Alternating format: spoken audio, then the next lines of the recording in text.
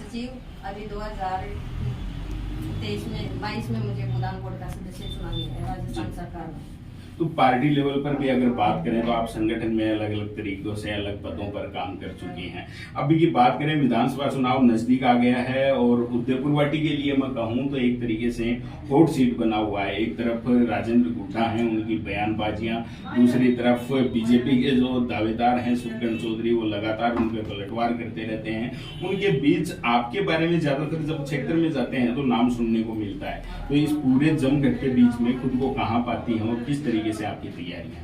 देखो, इन दोनों के बीच में मैं फर्स्ट पे पाती हूँ, क्योंकि ये मैं नहीं कह रही, ये जनता कह रही है और जनता की आवाज है कि इन दोनों गुंडों से उनको छुटकारा मिले। और छुटकारा वही बंदा दिला सकता है जो निस्वार्थ भाव से 36 कौम की सेवा के लिए हाजिर हो, और वो भी 24 घंटे के लिए। उनको जनता को अपना परिवार समझे और उनके दुख सुख में वो 24 घंटे उनके साथ रहे। आप ये आपको क्यों विश्वास है कि पार्टी आपको टिकट देगी? जहां राजेंद्र गुड्डा है, 2 बार ये मौका आ गया जब इन्होंने अलग पार्टियों से चुनाव लड़ा, कांग्रेस के साथ जा मिले और दोनों कार्यकाल में मंत्री पद भी पा लिया। तो एक तरीके से, और अब भी की अगर बयानबाजियों की बात की जाए, जब पॉलिटिकल क्राइसिस कांग्रेस में चल रहा था तब एक बार कभी अशोक गहलोत जिंदाबाद के नारे लगाते हैं तो कभी सचिन पायलट जिंदाबाद के नारे। तो उनके बीच में आपको क्यों लगता है कि भी पार्टी आपको टिकट दे देगी? देखो, राजेंद्र गुड्डा जी की बात करें अपन, आप कह रहे हो कि वो 2 बार बीएसपी से टिकट लाके जीत के और फिर कांग्रेस पार्टी में वो गए हैं और मंत्री भी बने हैं। देखो, ये मंत्री बनने की ये है कि जब पार्टी को मतलब विधायक कम पड़े तो उनको इनकी सपोर्ट की जरूरत पड़ी और इन्होंने वो सपोर्ट उनको किया। लेकिन पार्टी में तो साफ छवि देखते हुए इनको अपनी पार्टी में शामिल किया और इनको मंत्री मंडल में भी शामिल किया, मंत्री पद भी इनको दिया। लेकिन अभी जो राजेंद्र गुड्डा जी, ये मानो कि पद का घमंड हो गया होगा या फिर मंत्री पद का घमंड हो गया, तो वो ये मतलब जो उछल कूद कर रहे हैं जनता के बीच में, तरह तरह की बात कर रहे हैं वो, तो उससे मतलब पार्टी भी आहत है और जनता भी आहत है। अब जनता ये चाह रही है कि 2 बार ये अलग अलग पार्टी से जीत के कांग्रेस में जाके मंत्री पद हासिल कर लिया। इसने मंत्री पद हासिल किया, चलो ठीक है, और अपन भी चाहते हैं कि अपन क्षेत्र का बंदा एक मंत्री बना। लेकिन जिस मंत्री बनने का मतलब ये नहीं होता। क्या वैसे काम हुए हैं? जनता को जो विश्वास था कि मंत्री पद उदयपुरवाटी को मिल गया, तो वैसा ही विकास डेवलपमेंट उदयपुरवाटी में हुआ है क्या? नहीं हुआ, क्योंकि नहीं हुआ। जनता को मतलब इतने इनकी भाषा मैं नहीं बोल सकती, जिस भाषा का इन्होंने उपयोग किया है जनता के लिए भी किया है और हाईकमान के लिए भी किया है। तो जनता ये चाहती है कि जब ये हाईकमान को कुछ नहीं समझ रहा तो हम तो है ही क्या चीज। तो जनता को भी वैसे ही बोल रहा है और हाईकमान को भी वैसे ही बोल रहा है। और जनता ये चाहती है कि अब की बार हम परिवर्तन करें और परिवर्तन भी ऐसा करें कि ये दोनों याद रखें कि जनता चाहे तो क्या नहीं कर सकती। और जनता की यही मांग है कि कोई साफ छवि का कैंडिडेट उतरे मैदान में और हम उसको विधानसभा में भेजें, ताकि हमारे निस्वार्थ भाव से हमारे काम हो और हमें जब भी जरूरत पड़े उम्मीदवार की तो हमारे बीच में आके हमारे दुख सुख में हमारा साथ दें। पिछली बार भी आप कांग्रेस की टिकट की प्रबल दावेदार थी, लेकिन टिकट कट गया, नहीं मिला। तो इस बार भी अगर ऐसा कुछ हो जाता है, टिकट आपको नहीं मिलता है, तो क्या चुनाव मैदान में उतरेंगी? जी, ये सही है कि पिछली बार भी मैं प्रबल दावेदारी थी और गहलोत साहब ने मेरी टिकट फाइनल कर दी, लेकिन एन वक्त पे कोई भी रिजल्ट रहा होगा मेरी टिकट कट गई और भगवान बादशाह को मिली। हाँ, ये सही है कि हम कुछ गलतियां कर बैठे, या हमारी गलती थी या जनता ने स्वीकार नहीं किया हमें, तो हम वो कांग्रेस की सीट निकाल नहीं पाए।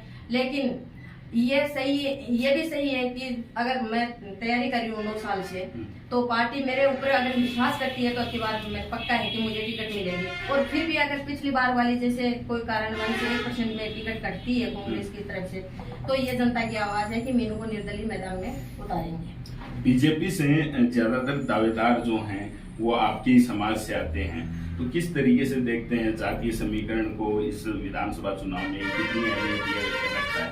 हाँ, वो जातीय समीकरण के हिसाब से ही आते हैं बाहर वाले, लेकिन वो ये नहीं समझते कि बाहर वालों को स्वीकार कौन करेगा।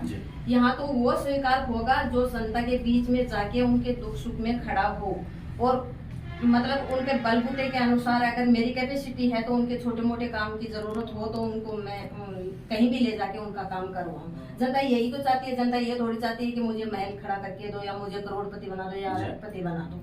लेकिन बाहर वाले जो ये आ रहे हैं ये जातीय समीकरण देख के तो आ रहे हैं, लेकिन ये लोग ये नहीं जानते कि जो क्षेत्र में 20 साल से 15 साल से या 10 साल से जो तैयारी कर रहा है उसको जनता स्वीकार करेगी। हम 6 महीने पहले जाके वहाँ चुनाव लड़ने की कोशिश करें तो जनता हमें स्वीकार कैसे करेगी? वो लोग आ रहे हैं वो हमें यहाँ खराब करने के लिए आ रहे हैं और उनका कोई जनाधार नहीं है। अच्छा, एक बात करें, अब आप चाहे आपको पार्टी टिकट दे या नहीं दे, आप मैदान में जरूर उतरेंगी, तो क्या कितना आपको विश्वास है कि जनता किन मुद्दों पे आप पे भरोसा करेगी और वोट करेगी? देखो, सबसे बड़ा मुद्दा ये है कि जनता सुख शांति चाहती है क्षेत्र में, और उनको ये है कि भाई सुख शांति के साथ साथ हमें ऐसा उम्मीदवार चाहिए जिसके घर में अगर हमें छोटे से भी काम की जरूरत पड़े तो हमें किसी मीडिएटर की जरूरत नहीं पड़े, हम जूतियों से तो उनके घर पे जाएं और आधी रात को भी अगर हमें उनसे कोई काम पड़े तो हमारा वो कॉल उठाएं या हमारी मदद के लिए वो हमारे बीच में खड़ा हो। तो वो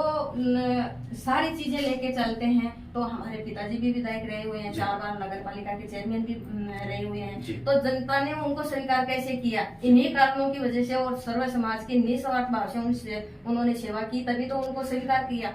जब वो उम्र दराज थे, लास्ट में जब 2014 में उनके इंतकाल हुआ तो 2010 में जनता की फिर से मांग उठी नगर पालिका में कि अगर नगर पालिका को बचाना है तो विधायक साहब को दोबारा से नगर पालिका का अध्यक्ष बनाना पड़ेगा, और अच्छे बहुमत से वो जीत के नगर पालिका के अध्यक्ष बने थे। तो उनके जो काम किए हुए हैं वही मेरे सपोर्ट है, और आज जनता की वही मांग है कि ये अगर हमारा भला हो सकता है, हमें सुख शांति क्षेत्र में चाहिए तो मीनू को क्षेत्र में लाना ही होगा, चाहे कुछ भी करना पड़े हमें। और मुझे पूरा विश्वास है, हमारे ये तो मेरा परिवार है। हमारे पिताजी हमेशा ये कहते हैं कि बेटा ये विधानसभा अपना परिवार है, अगर तेरे पास मैं आज हूँ, अगर मैं कल को नहीं रहूँ और बंदा कोई भी आता है और तेरे से जितनी मदद हो मना मत करना, एक बार तेरे से मदद भी नहीं होना तो उनके बीच में जाके खड़ी हो जाना, वो बंदे तेरे हैं। तो ये हमारे संस्कार है, हमारे पिताजी के दिए हुए हैं, और उन्हीं के बलबूते पे आज क्षेत्र ने मुझे स्वीकार किया है। धन्यवाद मीनू जी, जिस तरीके से आपने देखा